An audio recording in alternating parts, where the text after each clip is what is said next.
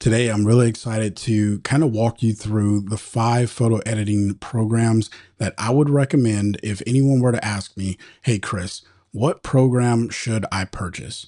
Now, I want to be clear, this is just my opinion. This is not something that you have to like live by. So hear what I'm saying, take it, into your own context. But my real goal is to help you figure out what's going to fit for your workflow.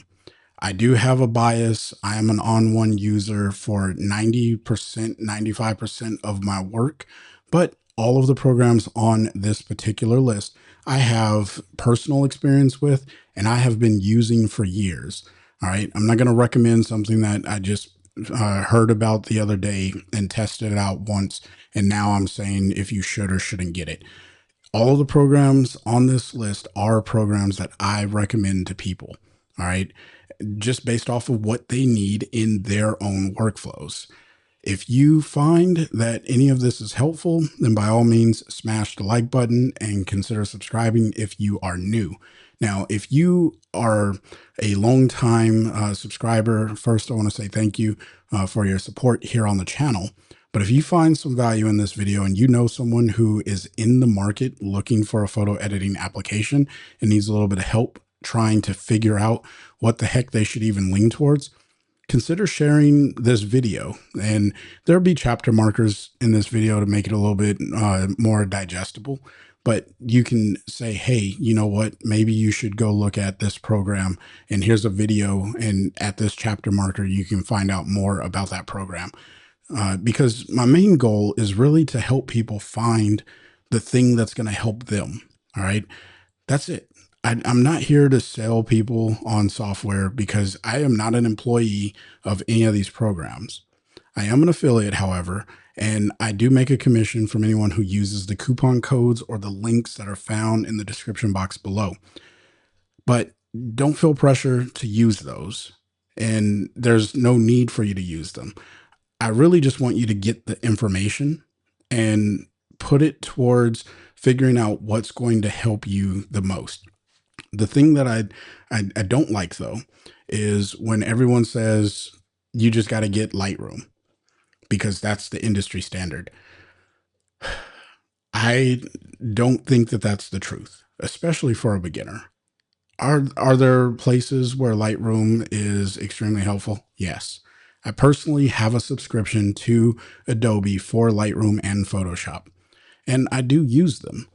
So I'm not a naysayer of Lightroom, and I'm not even trying to steer people away from there.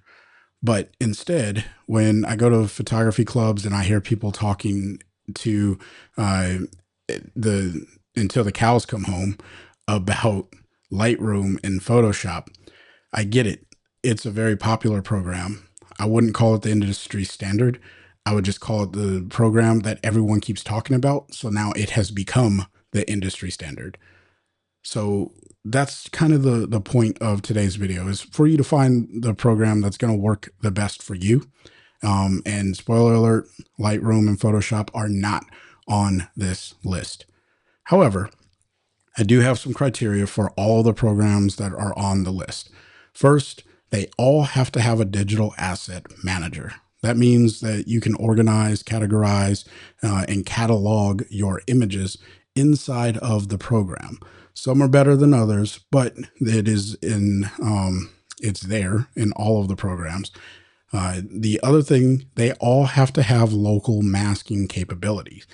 So if the programs on the market only offer global edits, meaning that it goes over the entire image and you can't select a specific area, then I don't want to recommend that to anyone.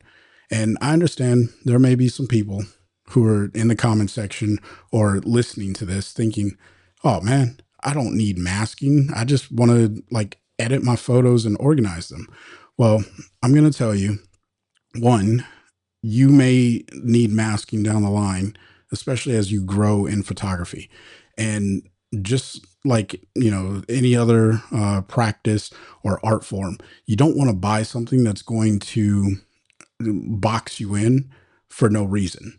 So you might as well get something that's going to allow you to grow with it. So that way you purchase it one time and then you can use it for 5 to 7 years. because I know there's people that are using older versions of the programs that I'm mentioning today because they purchased a lifetime license, which is the third thing that all of these programs have to offer.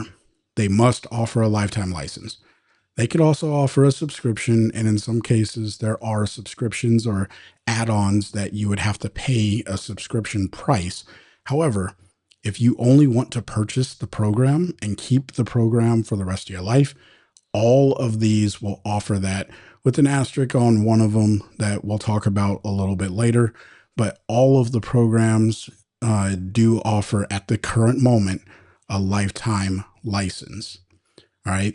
And then the last thing is I do go over the usability of the software, because it's great if the software has the potential to do good things, but if it's not easy to use, then you're not going to want to open it, which means you wasted money.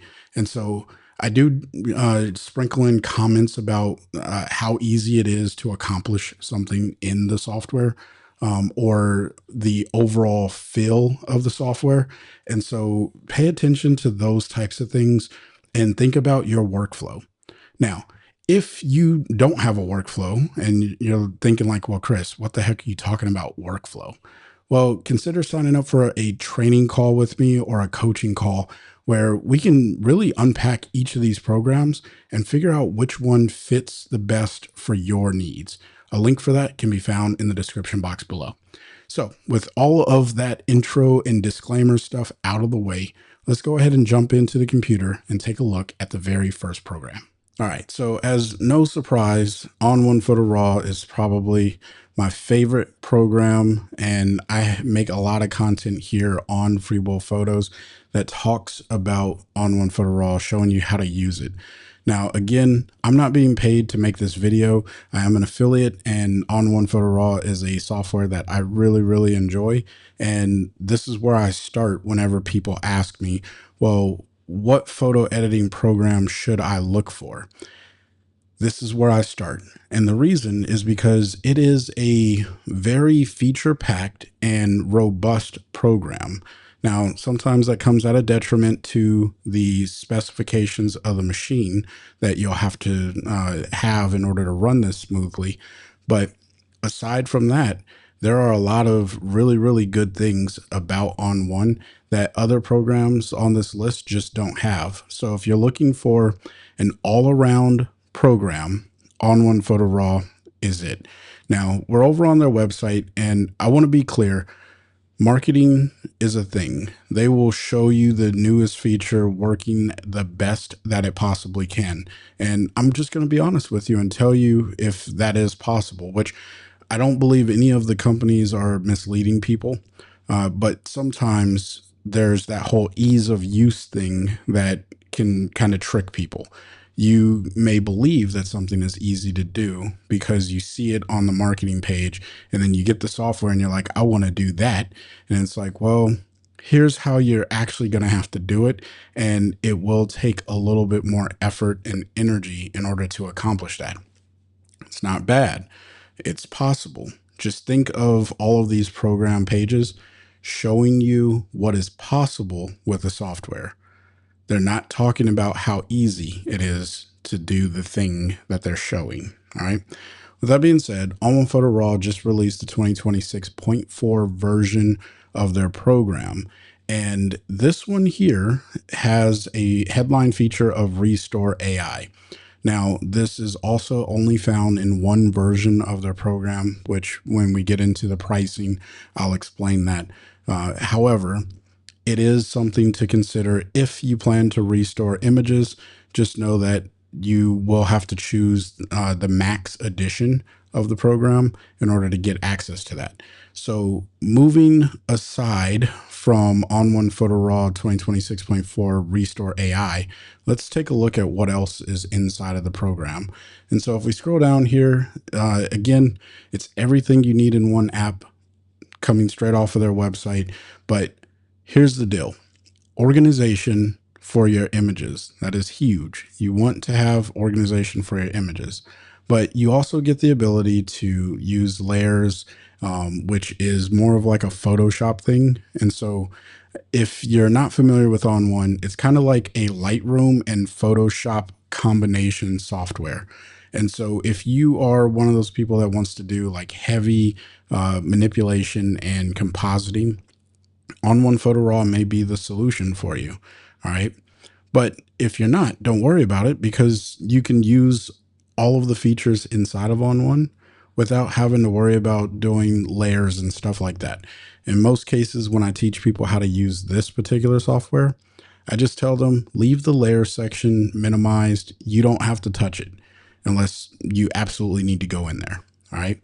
Now, On1 works as a standalone program, and all of the programs on today's list work as a standalone program.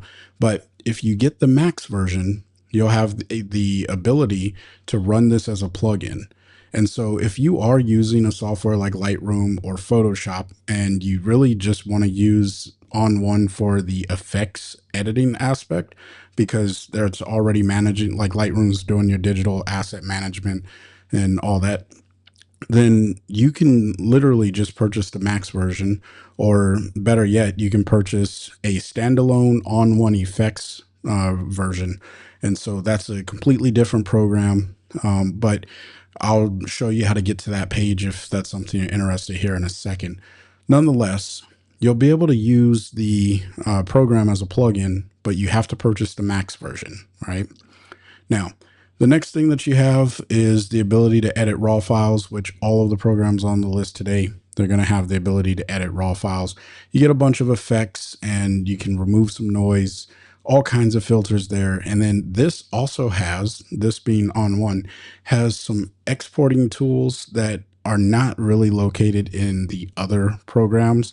You can export to PDFs, or I'm sorry, not PDFs, JPEGs, DNGs, PNGs. You can literally export to almost anything.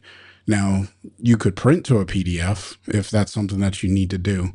But again, this is like a all-in-one program. Now, as I mentioned, there are some AI features inside of all of these programs, and in 2026, we're just not going to be able to get around it.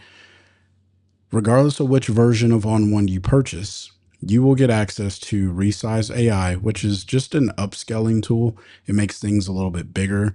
So if you shoot something on a low resolution or low megapixel camera, you'll be able to upscale it. You also get access to something known as No Noise AI, which is just noise reduction software. So if you shot at a high ISO, or you have a lot of grain and digital artifacts in your image, well, you can use No Noise AI to clean that up, and you'll get a little bit of a better result overall. And then you also have Portrait AI. This is a great tool for just simple retouching of portraits. So if you photograph family members or people on a regular basis, and you want something that's going to help clean up the skin, maybe give a little bit more detail and definition to eyes and things of that sort, then Portrait AI is going to help you with that, and you get a little bit of control over it. All right. Now, I'm going to be 100% honest with you. Portrait AI is a great tool. It works phenomenal. I think that it works well. Okay. However, I think you get better results when you do manual retouching. All right. That's just my personal opinion about it. And that's kind of where I lean, because I am more of a portrait photographer. I photograph a lot of people and I retouch photos of people often. And I will be honest, I don't really use the Portrait AI tool all that much. All right. But if you're a beginner and you're just getting started, this is a great place to get started with retouching portraits, especially if you aren't even aware of like the capabilities of what you could do to retouch a portrait. And the last one here, or the first option here that's selected right now, is the On1 effects.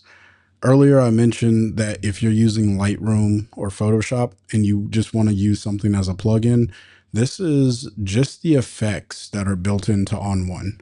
So you won't get any of these other features that are here: Resize, No Noise AI, Portrait AI. You would only get effects.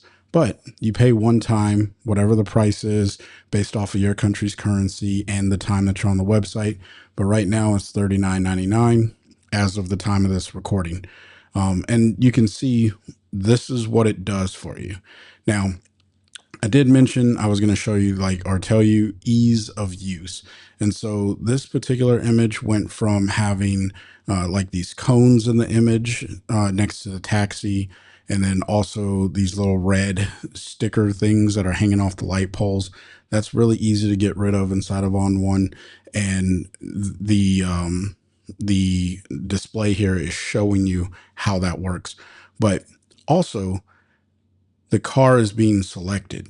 And so with the car being selected, the ease of use for this is I would use Super Select AI and just click on the car, and the AI masking, it will select the car, like in this particular photo for this scenario.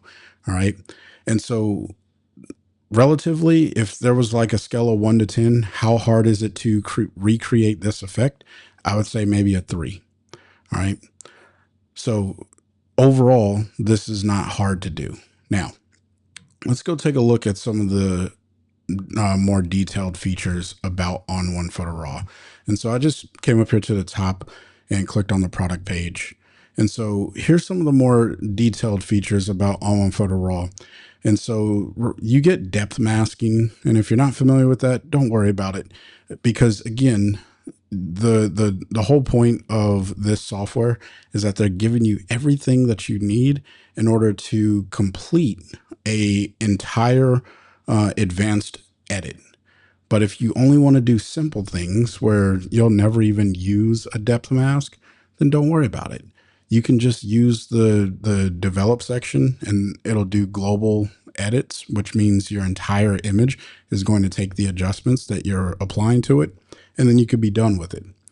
But again, you get one-time payment for this software. And if you decide to go deeper into photo editing, you'll get access to that.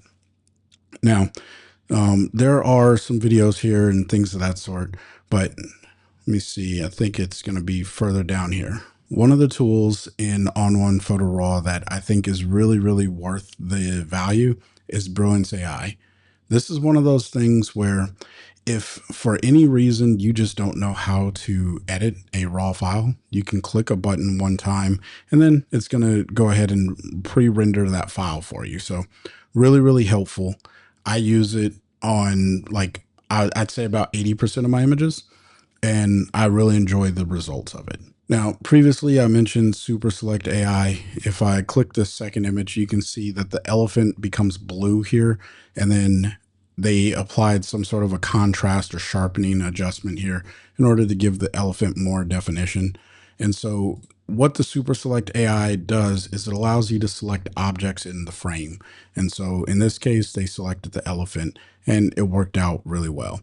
All right. And so that's just a simple way of creating a local adjustment or a mask and then applying an effect in one specific area. In this case, they just wanted to apply the effect to the elephant.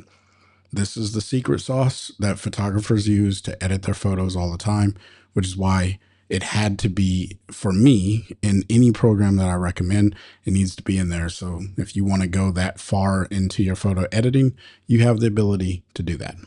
From a creative standpoint, we have SkySwap AI.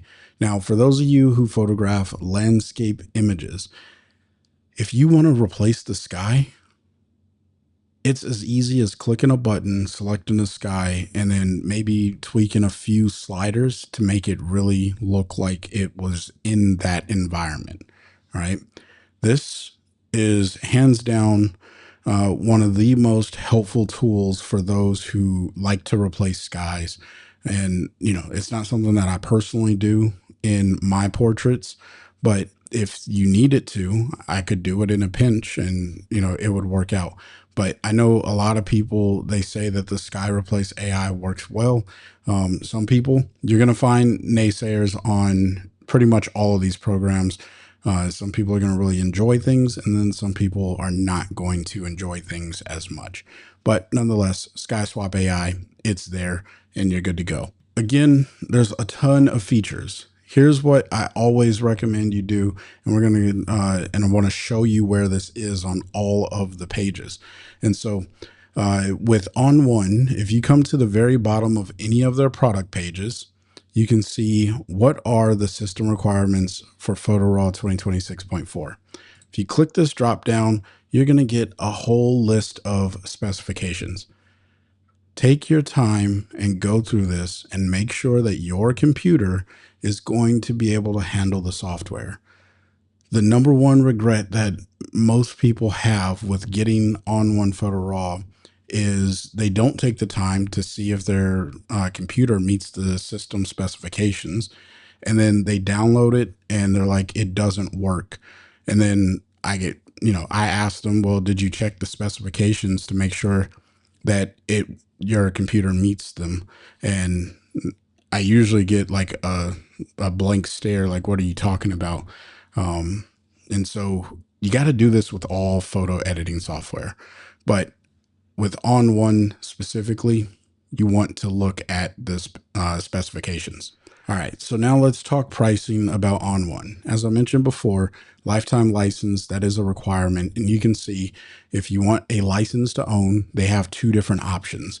And the first option is going to be for the standard version of On One Photo Raw. What I mean by the standard version is you're not going to be able to use it as a plugin to other software, and you won't get access to Restore AI. I've heard that some people said that it's inside of the software, but Restore AI puts a watermark over the image.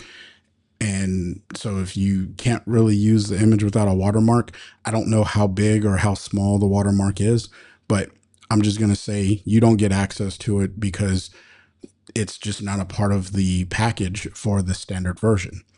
If you think you would want to use the Restore AI, my recommendation is just go ahead and purchase the max version of On One Photo Raw. You're going to get everything that is inside of the standard version, with the exception that you're going to be able to license it on 3 computers instead of 2. You're also going to get access to the 1 year On One Plus community, which is a huge, huge benefit for anyone who is transitioning to this software, because not only do you get training in there, but you also get digital assets. So if you want smoke or overlays or brushes, they have sky packs. They got all kinds of stuff in there that you get access to for 1 full year. You download it to your computer.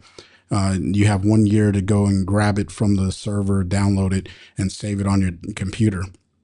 But once you have it downloaded, you have it saved. And now you have the software for a lifetime, and you have all those assets installed in it. And so huge, huge benefit if you go that route. But they also offer a subscription. I'm not going to talk about that in today's buying guide. If you're curious about the subscription option, by all means, come and check it out. But ultimately, I want you to just focus on getting a lifetime license, because that's how I always coach people. Go get the lifetime license. And then once you own a software, then you can consider getting a subscription, because with subscriptions, if you stop paying, you lose access to the software. With a lifetime license, you don't have that problem. So I always like to start people off with a lifetime license, and that's what I encourage people to purchase. Now, there is one other thing, and this is relatively new to On One, and then we'll jump to another program. But with On One Photo Raw, they're doing this auto upgrade thing, and I'm not entirely certain how I feel about this. I don't want to pass on my feelings to anyone, but I do want to voice essentially what I perceive is happening here. If I'm incorrect, then, I will definitely come back on the record and correct myself. But essentially, if you check this block, you are locking yourself in for auto renewal payments of whatever this price is. So maybe it's at $99. I don't know what the pricing is. But what I do know is what this is saying is, if you check this block, when the newer version of On One comes out, so in this case, it'll be 2027, On One is going to charge your card and then give you the 2027 version of the software.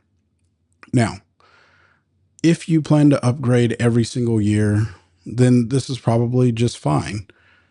But if you don't plan to upgrade every single year, then I would be careful with checking this block right now, at least until it becomes a little bit more clear of what's going on there.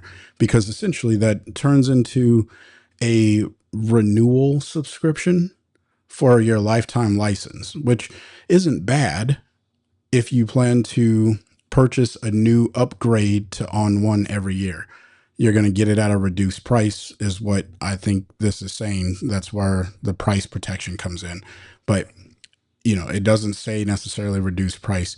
Nonetheless, do your research on that aspect of it.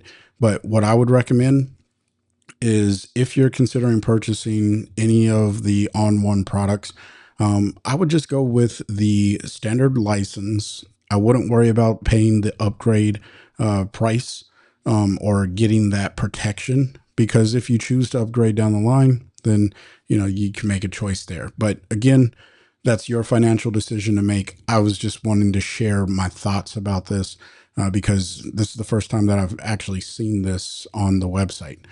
I could be mistaken. Maybe it was always there. If you're a long-term purchaser of On One, then by all means, let me know. All right. Now let's jump over to our second program, which is Skylum Luminar Neo. Again, all of these links are in the description box below. All right. And, I know that we've been going at it for a little while here. Let me know in the comment section below which program that you use and which program that you are excited to maybe get your hands on for the first time. All right. Love to hear about that. So here we are on our second program, and this is Skylum Luminar Neo. This is one of those programs that I recommend for the beginner photographer who is looking for something that is a little bit more intuitive. All right. I'll be honest. I'm not showing much of the interface of these programs other than the screenshots here. And so when you actually download these programs and get them on your computer, you're going to have to learn the use of the software. And if it's not intuitive, I have seen a lot of people just kind of walk away from wanting to even try to understand how to edit photos. But when it comes to Luminar Neo, I've heard a lot of people say that they really enjoy how simple it is to get an edit done.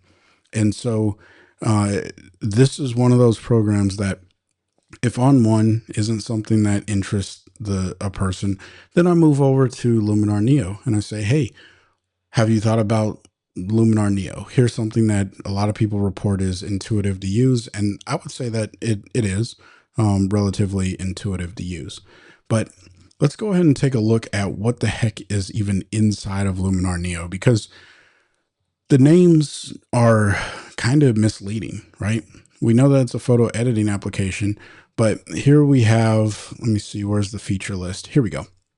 So what is Luminar Neo capable of? Well, you can create a dreamy bokeh effect. And if you're not familiar with that, don't worry about it.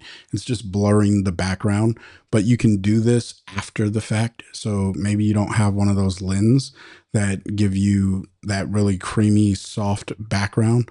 Well, there's a tool inside of Luminar Neo that allows you to do that. They also have some tools that are focused heavily on retouching portraits, as you can see here.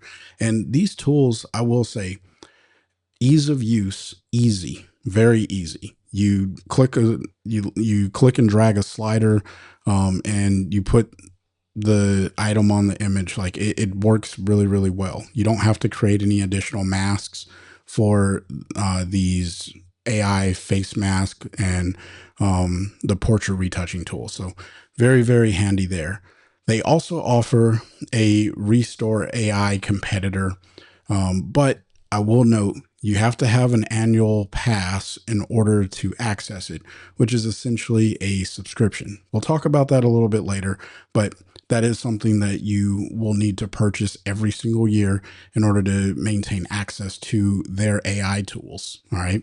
And when I say their AI tools, I really mean like some of their more, I guess, stronger AI tools like the generative AI tools. So the remove AI, expand AI, and then replace objects AI, right? Those tools, you're going to have to pay for the annual pass in order to get those, because essentially you're sending an image off to the server, and the server is going to process the image and then send it back to your computer. And so that costs money for the company to maintain. And so they're going to have to offset that cost somehow. And that's kind of where it comes in, right? You purchase that annual pass and you get access to do stuff like this. But I want to be clear, there is a way of still adding, or I'm sorry, not adding, but removing distractions from your photos with the basic remove tool. All right. So don't think that you have to have AI in order for the Luminar Neo tool to really work for you. Now, where I think Luminar Neo really hits home is with landscape photographers. I've met a ton of landscape photographers who they love using Luminar Neo. There are tons of people on YouTube who use Luminar Neo for landscape photos. And I think that, there's just a lot of capability here. There's an entire landscape section inside of Luminar Neo. And so what you see here is you get this golden hour tool, and you can literally just make your image look a little bit more vibrantly golden. But it also has a sky replace filter, and this one works just as easy as any of the other programs.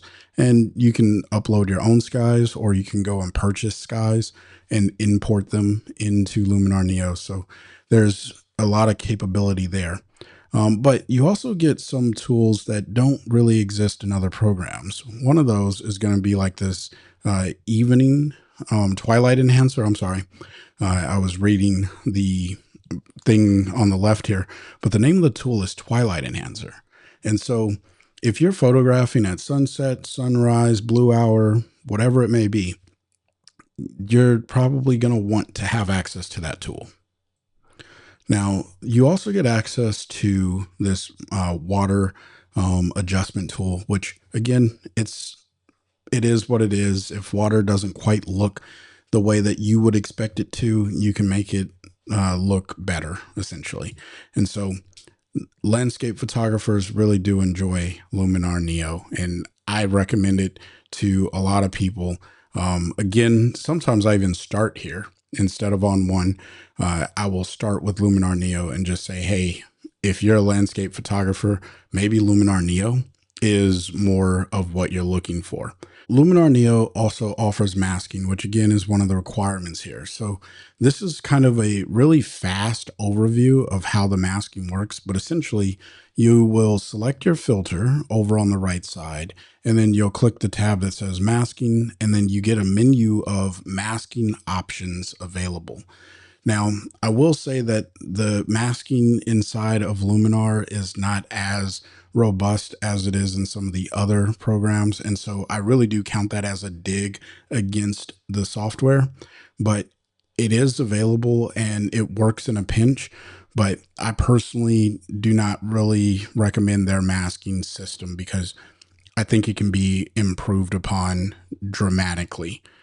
There's just some basic things like you can't subtract a mask from a mask, which pretty much all of the other applications on the list today offer exactly that capability. So I just feel like you miss out on a key function when it comes to masking. And hopefully that will come to Luminar in the future. So if you're watching this in the future, then maybe you'll have access to that. But right now, we don't have access to it. So that's the only dig that I have about the masking inside of Luminar. But there are a lot of great options here. All right. Now, I mentioned that I was going to show you how to get to all of the system requirements on each of these pages. And so in order to get to it for Luminar, what you'll do is come back to the main page here. And you could probably do this on any other pages, but I just clicked overview and that brought me to this page here. If I scroll all the way down to the bottom, you'll see a section here that says app requirements. And by the way, this is going to work on both Apple and Windows based machines. So depending on which version you're using, you'll be able to get this. But if you're using a different operating system, probably not going to work. So very important. Again, the reason why we come and check these system requirements. And so if you come over here to the right where it says show more, you're going to get more information about what your computer is going to need based off of the operating system that you are using. Again, I can't stress enough coming to check these things out to make sure that your computer is going to be able to work with the software. All right. Now, let's go ahead and take a look at the pricing of Luminar Neo. And so we'll click the view plans here, because Luminar offers essentially 3 plans. All right. And all of these are lifetime or perpetual license. And this, again, is a huge win for us in the photography community. All right.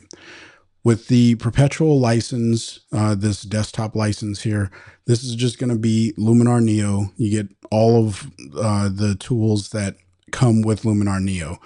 And you also get to use it as a plugin if you are using additional software. Hint, if you're using Lightroom or On1 or Photoshop, Affinity, whatever it may be, you will be able to use Luminar Neo as a plugin to those programs with the base model, all right, or the base version, if you will. But then it steps it up just a little bit more, and you can come into the cross-device perpetual license. And what this is going to give you, which again is part of the ecosystem of editing software in the Luminar space, is going to be you'll get access to a mobile application, both for Android and iOS, iPad and iPhone, things of that sort, right? And so you can edit a photo that you took with your phone or your tablet, or maybe you took a photo on your camera, you put it onto your phone or your tablet. You can start working on it using the mobile app. And then when you get back to your main computer, you can edit inside of your main computer. But in order to get access to that, you have to purchase this package right here, which comes with those cross-device licenses. All right. And again, those are perpetual licenses. So you get a lifetime license for both your mobile versions and your desktop version. Because unlike some of the other apps on today's list, the mobile version for Luminar is a separate purchase unless you get it in this package. Okay. And then we have the perpetual license. And this perpetual max license, it really just gives you this creative asset library, which I think is important because when we start talking about the ease of use of the software, having dedicated training material for the software that you choose to go with is really helpful. And so that's what this creative asset library thing comes with. But not only do you get the assets, or I'm sorry, the training videos, you start to get these assets, overlays, and different texture packs and skies and things of that sort, presets even, that allow you to really create things that maybe you would not have created if you didn't have access to it. So it's, something worth thinking about. I'm not saying that it's like a deal breaker if you don't get it. Honestly, if I were leaning anyone towards Luminar, I would have to ask them the first question of, do you care about editing on your mobile devices? If they tell me yes, then I'm going to tell them you want to go with the middle version. If they don't care about editing on their mobile devices, then I would say, okay, just go with the perpetual desktop license. And then what is not listed here, Luminar offers a membership to their creative asset library. You can purchase it by the year. And so if that's something that you want to add on later down the line, you could do that even though you only have the perpetual desktop license. And so buy the software. And if you want the training assets and the library access and all that stuff, then just add that on later. But if you don't care to edit on mobile devices, there's no need to go with either of these other options. That's just how I would recommend it. Okay. So you let me know your thoughts on Luminar Neo down in the comment section below. I'm sure I didn't cover everything here, but I think I covered enough to give you an idea of what you would be getting into if you were to purchase Luminar Neo. So let's go ahead and jump to our next. So let's go ahead and jump to our next program, which is Capture One.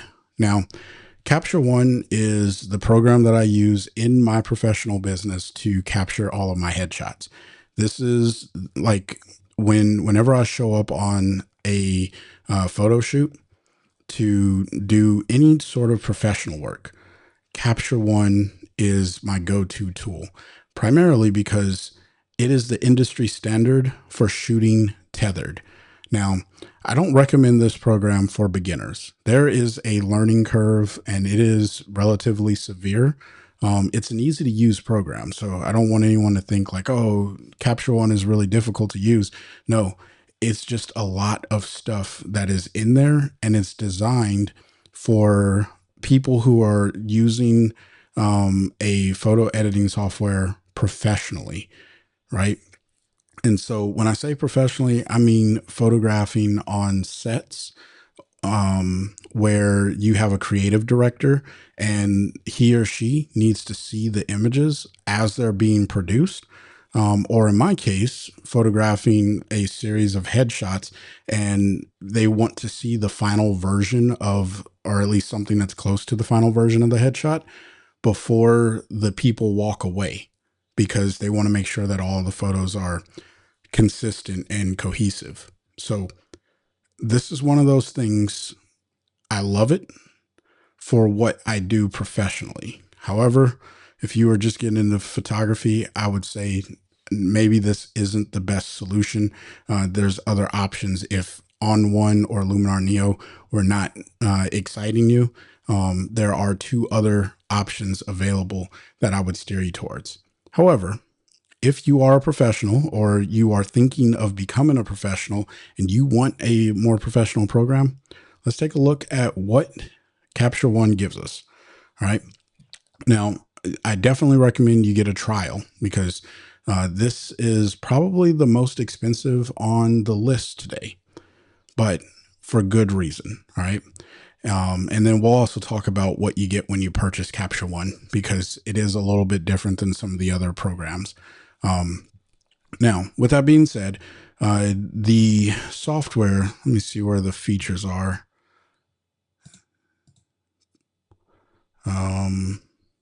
You know, I don't know if they even really have a full feature page of what the software can do.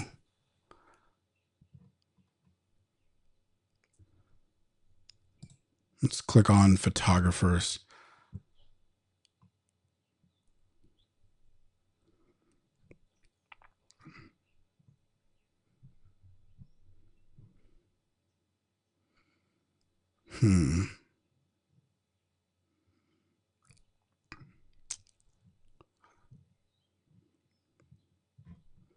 All right.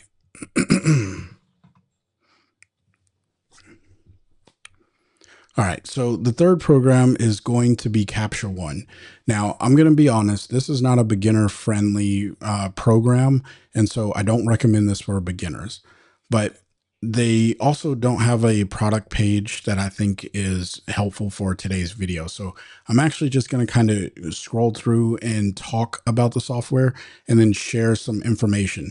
But I will mention I use this whenever I do my headshots, primarily because this is the industry standard tool for tethering to your computer.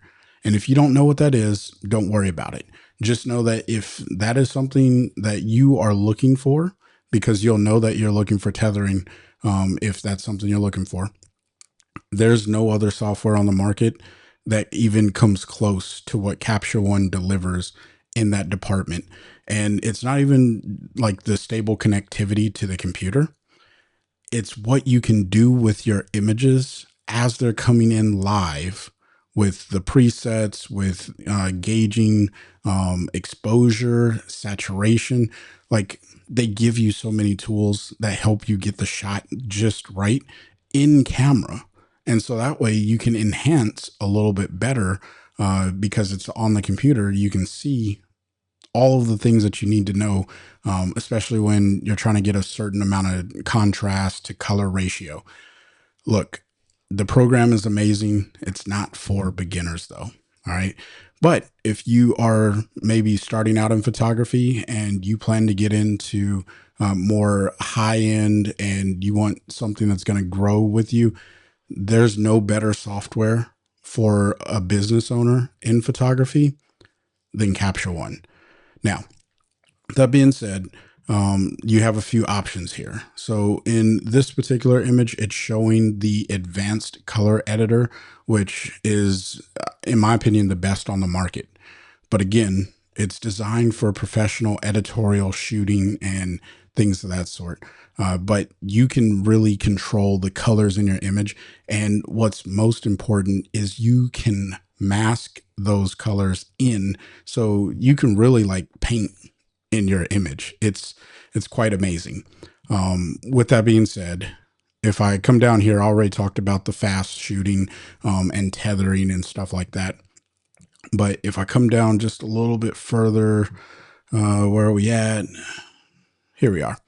So we have this ability of masking, and they have, I think out of all of the programs, I think there's one other program on the list today that has the same amount of capability of selecting for masks when it comes to people. So Lightroom, you can select skin and eyes and eyebrows and hair, and like you can select an individual piece or pieces.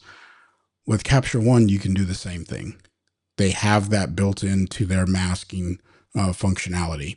And so if that's something that's important to you, Capture One may actually become a little bit more attractive.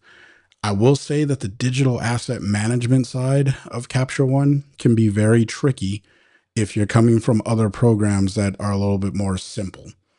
So learning to navigate how to get to your files, and sometimes I still mess up on getting to some of my images. So I want to be very clear about that. But aside from that, Capture One has some really cool tools here. Now, they also have the ability to match a look. And the other two programs, Luminar Neo and On One, have this as well. But you remember I said that this is for those professionals that are, maybe you're on a portrait session and someone says, "Hey, I really like this type of look from a particular photographer." And so you get your lighting decently close to that, but it's not quite delivering the thing that you were expecting. Well, because you're tethered and you have that reference image that your client or your couples they're enjoying, you can put that into the match look. And so while you're photographing, it's going to start making your images look like that. So you can show it to the client. And that is, I will say it like this. That is extremely, extremely helpful. It helps me with my headshots more than you would think, because sometimes I show up to a session and the company tells me, "Hey, we've already had headshots, and so we need you to kind of make the headshots look like these." And so I have to take a second, look at the photo, set up the lighting and the backdrop to match relatively close to what they already had. And then I use the match look to really cheat my way through a little bit closer. All right. I'm not going to sit here and say that it is entirely perfect, but the match look has helped me out so much. All right.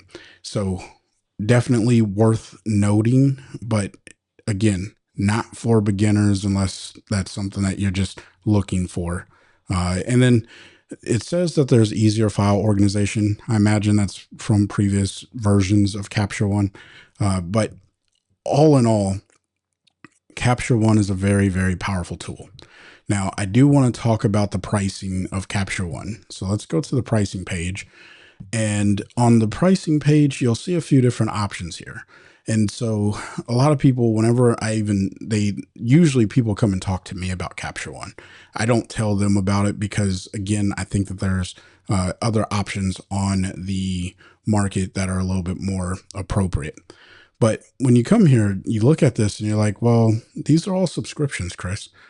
You said that there was supposed to be a license. Well, it is. It's right here. And it's $329. $329 one time for a snapshot of how the program is right now. And when I say a snapshot, I mean, if you bought it today and they came out with a new feature tomorrow, you don't get that new feature. With the other programs on the market that I'm going to be showcasing here today, you're going to get updates to that program for the remainder of that version. And in one of the programs, you're going to get updates for the remainder, like the lifetime of that software right now. There is a caveat we'll talk about. But nonetheless, the pro license here is really good for that one-time purchase. But again, I would only get this if you're running a business. I would not recommend this to the hobbyist, the amateur, the beginner, the intermediate even. I wouldn't even recommend this to a pro, or I'm sorry, an advanced user. Because if you're not making money, I don't think that the value of Capture One is really worth it. All right. But I don't want to impose on your wallet. Whatever you choose to purchase is completely up to you. But nonetheless, Capture One, it is a program that's available. Again, you can pay one time and you only get a snapshot of whatever that version has in it at the time that you purchase. That's it. Nothing else. So I would say if you do go this route, pay attention to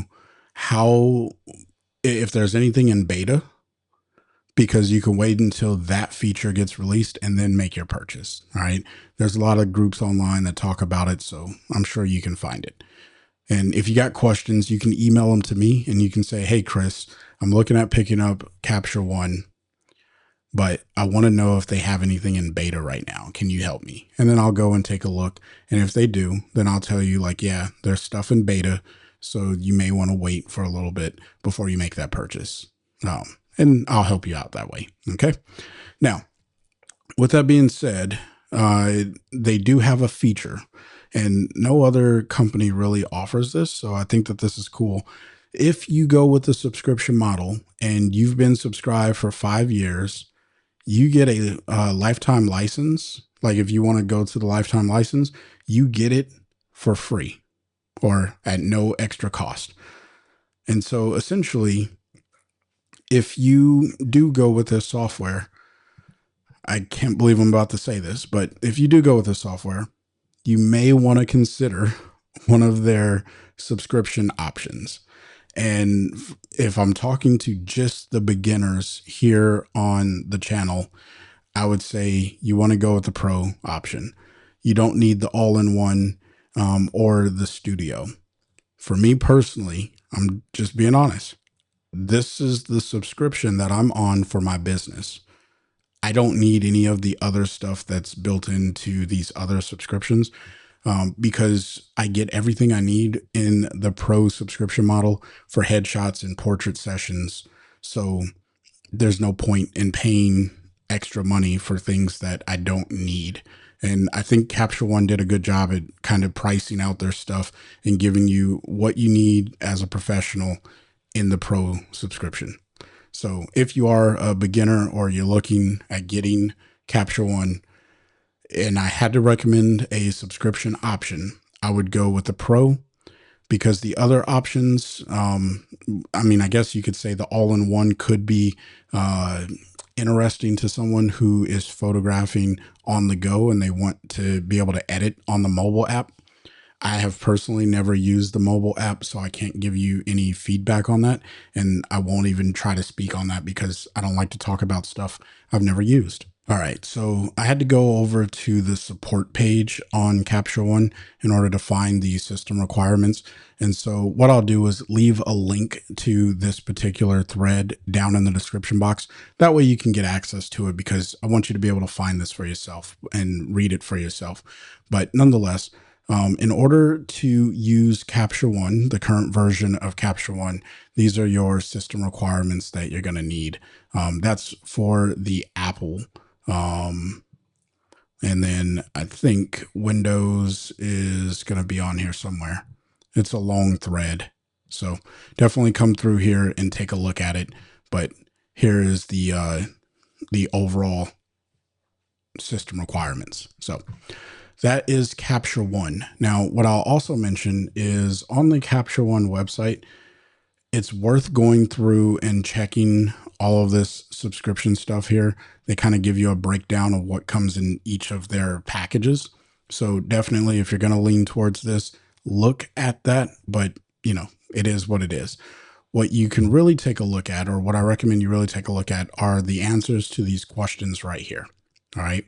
And specifically, what happens to your perpetual license if you switch to a subscription. And then I mentioned earlier about new features being added. This is their official response here. So definitely come and check this out if Capture One is something that you are interested in. Now, with all that out of the way, let's jump over to our next application.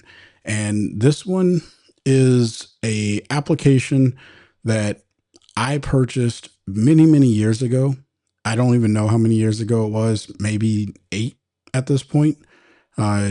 I purchased it a long time ago, and it is PhotoMator. Now, Apple recently acquired PhotoMator. All right. I think I purchased it when it was on like version 1 point something. Maybe it was on version 2. I can't remember, to be entirely honest. But it was a one-time purchase, and I've been getting updates to it indefinitely. However, Apple recently purchased the company. I can't remember the name of the company, but they recently acquired PhotoMator and another program called PixelMator that I don't want you to get confused. I'm going to jump over to the PixelMator website. This is it right here. And the PixelMator option or tool, whatever, software, it is a part of Apple's Creator Studio. Now, I'm not a fan of recommending subscriptions, but if you are looking for a subscription that is, I guess, cost effective, I believe this is only $50 a year, and you get access to not only photo editing, or at least PixelMator, because I'm going to explain PhotoMator here in a second.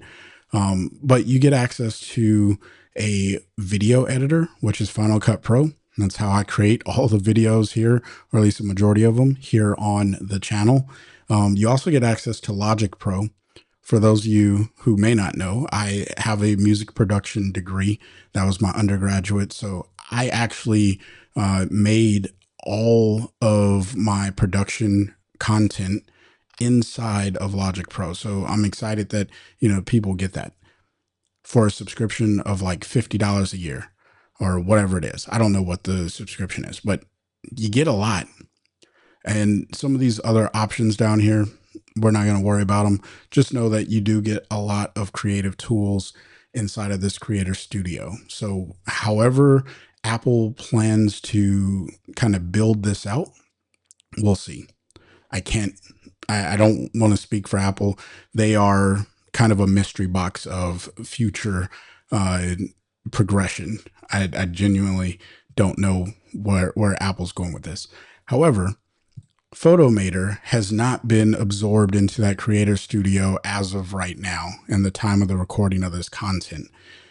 That could be coming down the pipeline. And so my recommendation is, if you are in the market for a photo editing application and PhotoMator even like slightly looks enticing to you, I would recommend you go and purchase it. They do offer a lifetime license. And at the time of this recording in the App Store, I think it was $119 or $120. But don't worry, whatever the price is, they do offer a lifetime license. You just have to go and purchase it. All right. And then what they've done with the other apps, specifically Apple, what they've done with these other apps, because I actually have a purchase or a lifetime license of all three of these applications, because I also bought PixelMator before Apple acquired them. And so what they've come out and said, Apple, as of right now, those apps are going to continue getting updates lifetime, just like you were in the subscription. Essentially, you just won't get access to some of the additional creative assets. And so if there's a major feature that's added to one of these programs, you should get it in that lifetime version of the software. Again, Apple is a big mystery box. I don't know what they're going to do, but that's kind of where they are right now. And so that brings us back to PhotoMator, which is not a part of that ecosystem yet of the Creator Studio. And it kind of sits alone in its own Apple category. But I would call this the equivalent of Lightroom if you were in the Adobe ecosystem. And so I feel like this is going to fall into that Creator Studio at some point. It's just a matter of time. Because of how well this works in tandem with Pixelmator Pro. So if Lightroom and Photoshop are their two individual programs, well, PhotoMator is also going to be its own Lightroom or PhotoMator Pixelmator combo. All right. That's why I think this is going to fall in there at some point. But again, it works just like any other photo editing application. But this is my go-to on the mobile device. All right. Now, on the page here, we have the laptop, the cell phone, and the iPad. And yes, I use PhotoMator on all three of my devices, mostly on my iPad and my cell phone. So if I'm on the go, I photograph something maybe on my iPhone and I'm like, oh, I need to edit this really quickly. Well, PhotoMator becomes the tool that I use to do that, because it has the digital asset management aspect. So I can tag a photo, rate a photo, do all that good stuff. I can use a local adjustment. I can do global adjustments. And it has all of the fundamental tools, but it also has some AI stuff built into it. All right. And the AI things that are built into it are more user friendly than, or useful than some other tools on the market. However, you don't really get to control how they're going to work on your image. And so you are kind of at the mercy of whatever PhotoMator does. And that is just the way it goes. However, I really enjoy this. And there's a way that you can even synchronize your photos from iCloud over to PhotoMator. So if you need something that's in the cloud as opposed to your camera roll, you can tell on one, or I'm sorry, not on one, PhotoMator, to go look at your iCloud and grab some photos off of there. And so I do that quite frequently. I love this, this program. Now, with that being said, there are some features that we should probably cover. And so basic adjustments you're going to be able to do. You get some filters down here, and you know, some people say filters are gimmicky.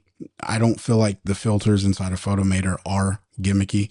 I think that they are just right. They do exactly what you would expect them to do, and they do them quite well, or they do things quite well. But I mentioned earlier, you know, there's this digital asset management. This does also allow you to edit raw images, which is important, in my opinion, for mobile devices. But what's really cool here is this synchronizes across all of your devices. So if I start editing on my phone, I'm going to have all of those edits on the computer. I don't have to worry about losing anything. And so that's the beauty of having a system like this.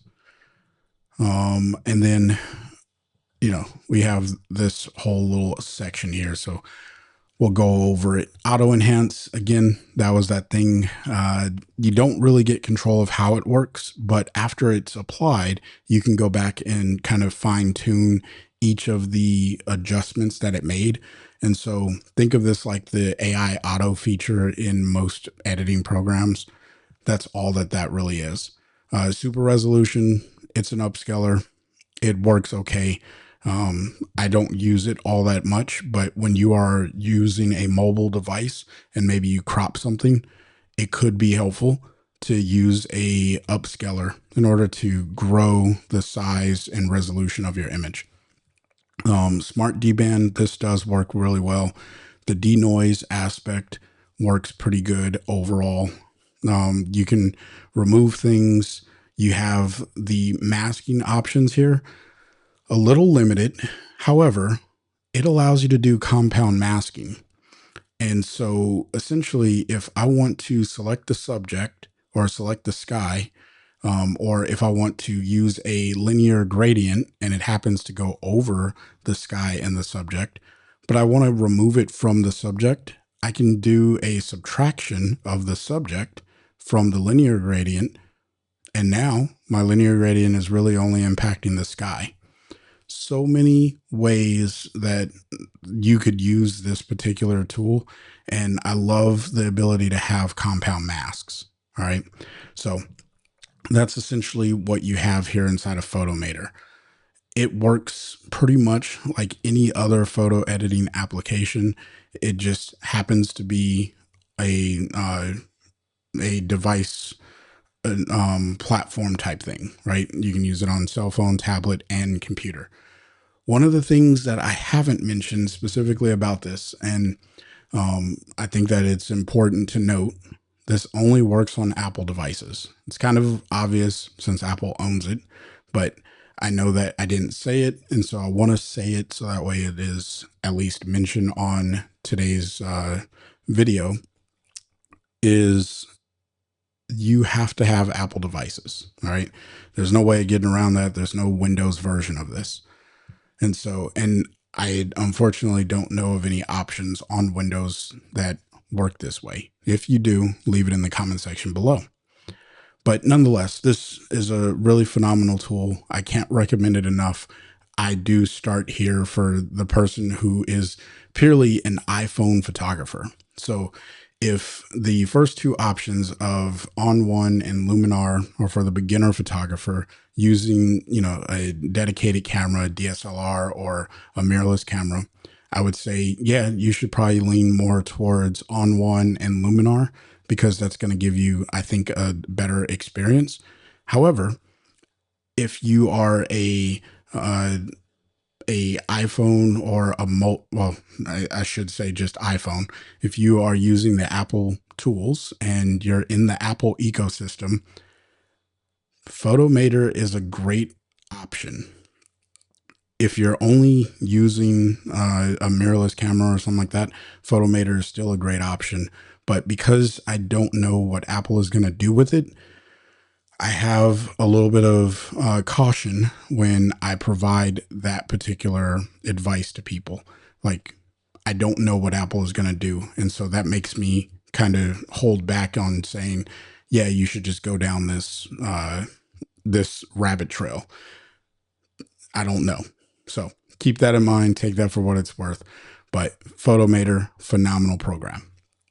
Now, we're going to jump into our final our final photo editor, and that's going to be DxO PhotoLab 9. And I wanted to say that if you've made it this far in today's content, thank you. If you're finding value, go ahead and smash that like button and really share this with people who you think would find value in this content, because I get it. We've been going for quite some time, but I really want to share as much information as I possibly can about these programs to help you make the best decision for yourself. Now, PhotoLab 9, I saved this one for last, not because it's better or worse than any other program. Um, to get a lot of the functionality that's inside of PhotoLab 9, it's kind of like you have to buy updates or upgrades, like different versions of software, different aspects of the ecosystem. And so that's the reason why I kind of saved this one to the end, because all of the other programs, they do have like their own standalone option, and you can really do a lot with what comes with the software. With PhotoLab 9, you can do a lot with it. However, you're not going to be able to use certain masking tools unless you buy the film pack. I don't know why that is, but you don't get the ability to create a luminosity mask. And so they kind of handicapped DxO PhotoLab 9 or DxO PhotoLab in general. And they're forcing you to get the film pack in order to get a masking tool. Why that is, I don't know. And so that's the reason why, this is kind of like the tool that I recommend at, like, after we've gone through everything else. And I know, like, hey, I don't really need all of that masking capability, because there's still some masking, and we're going to get into that. However, I don't know why they want you to purchase the film pack. And so that's the other thing, because now that's more money. And then this becomes a little bit more expensive than some of the other tools that we've talked about previously. But the other challenge with PhotoLab 9 is it's only a photo editor.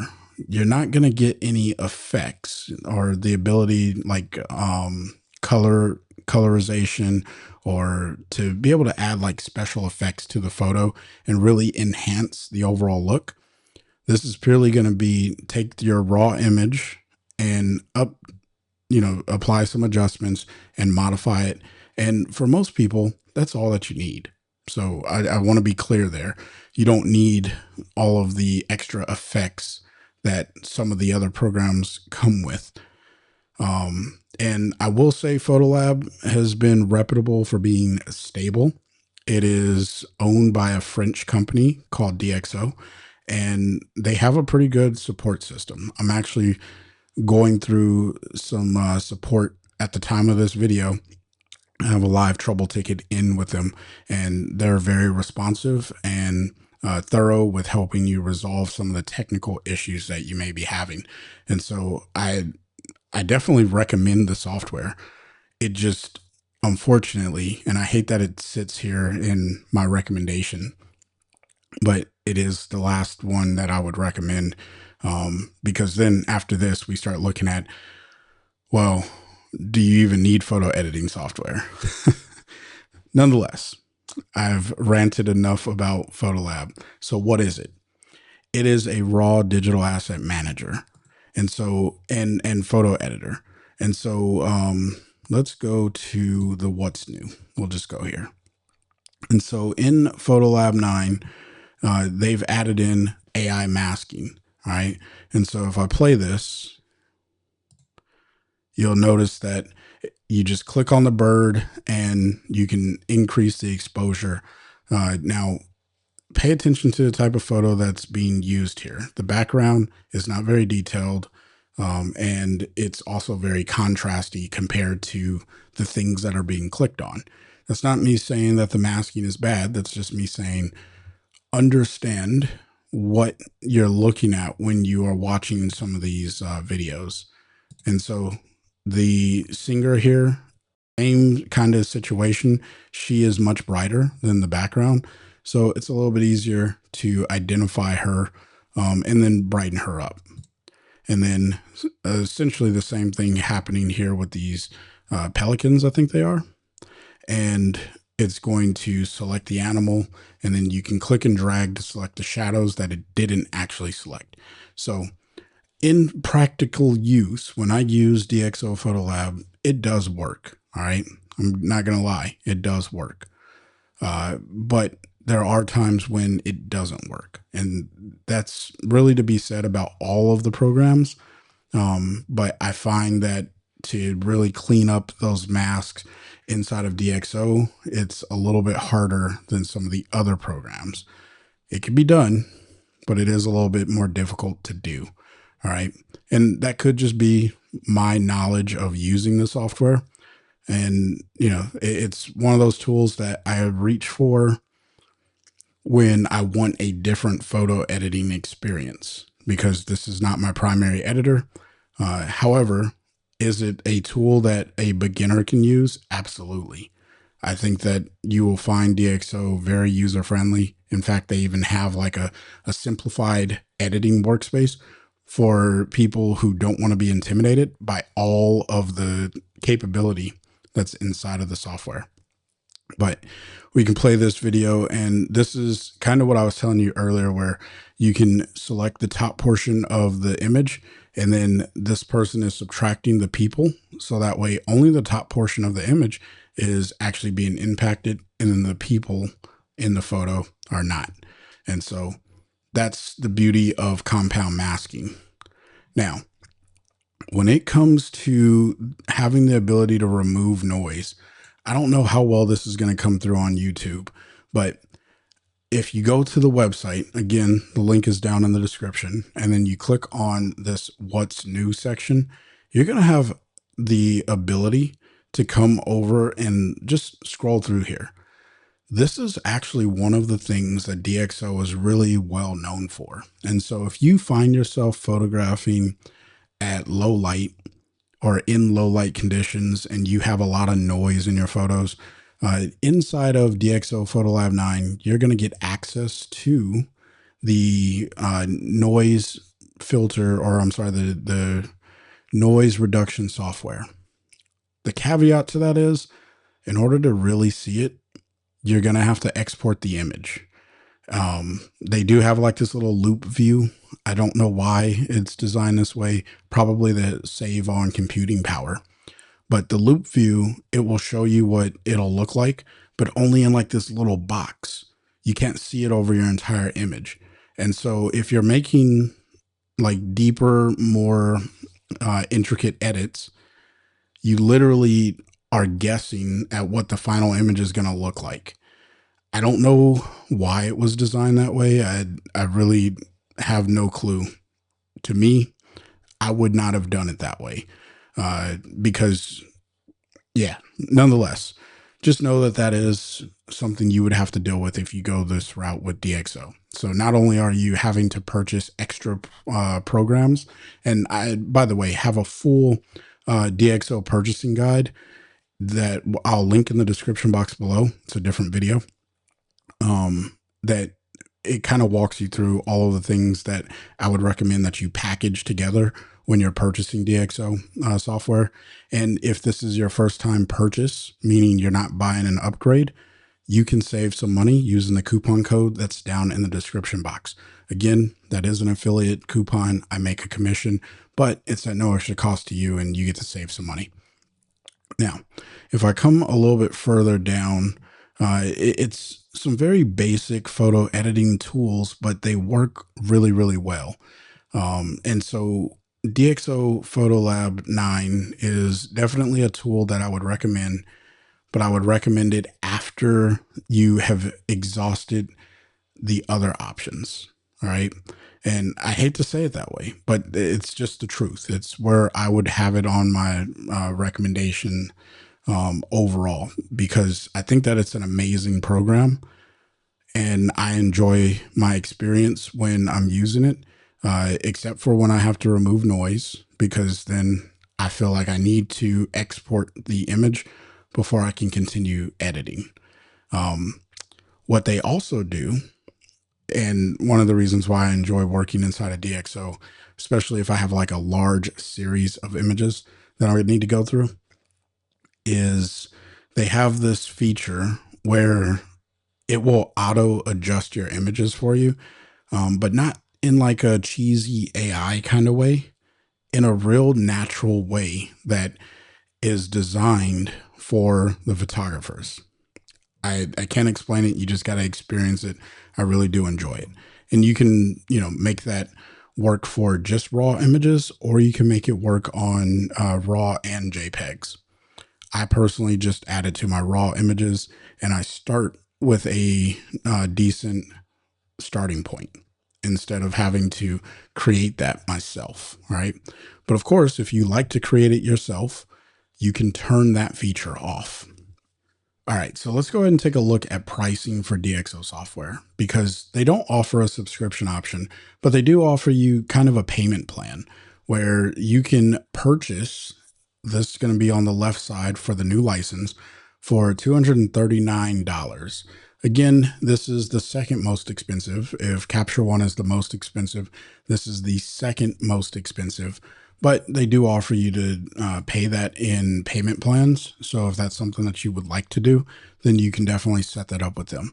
Otherwise, you pay one time and you get the program, as well as updates to the version that you're currently purchasing. So right now, this is version 9. And so if you purchase this, then you're going to get updates until they go to version 10, whenever that is released. They typically release their updated versions either late fall or early winter, depending on where you are in the world. But just know, like, typically towards the end of the year, that's when most of the photo editing companies release their latest versions of software. Now, to check out the system requirements, you're just going to come down underneath where it says buy, and it's really small here, but you want to click that, and then it's going to pop up your system requirements. This is another program that is dual platform, so you can use it on Windows and Mac. And, you know, the specifications on Mac seem to be a lot easier to grasp, because Mac computers can really only be configured right now in like one real way, because the processors are all universal. But with Windows, you can obviously have a few different processors. And when I say processors, I mean CPUs. And that really makes a difference. Whereas with Apple, they used to have Intel machines. But now, if you want to be able to use the AI masking, they're telling you you have to upgrade to the Apple Silicon. And so, again, this is one, which is what Apple is selling in all of their machines right now. So if you buy a new Apple, you're going to be on the right processing chip. Everything else that is in here is kind of just basic information. I went over a lot in today's content, and so hopefully, again, you found value in it. But the real situation here, and what matters the most, is you take some time to ask yourself, what do you need in a photo editing software? And that could be something as simple as, I just need to be able to adjust a few sliders and some light and things of that sort. Or do you want something that's going to give you way more technical capabilities in order to manipulate or modify your image? You get to choose on all of these things, but every program is going to have pros and cons. And I think I covered a few of the pros and a few of the cons, or at least told you the bright side of all of the programs, because I think there's a lot of people who are negative about programs on the internet, and I don't want to be one of those people. I don't want you to feel like every program is just not worth purchasing, because that is not the case. You can find programs on the market today, and the 5 that I've recommended, these 5 have been around for a little while. All right. And they are all recommended for a reason, not just by myself, but from other people.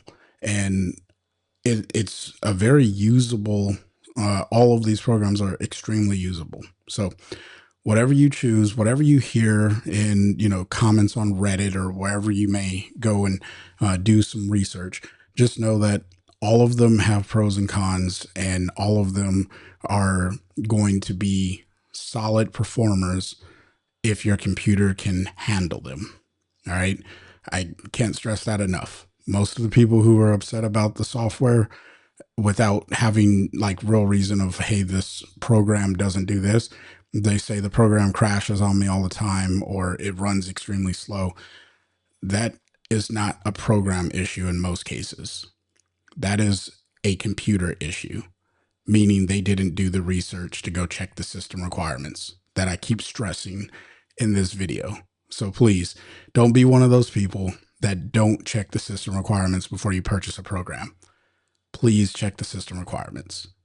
With that being said, until next time, I want you guys to stay inspired and keep creating.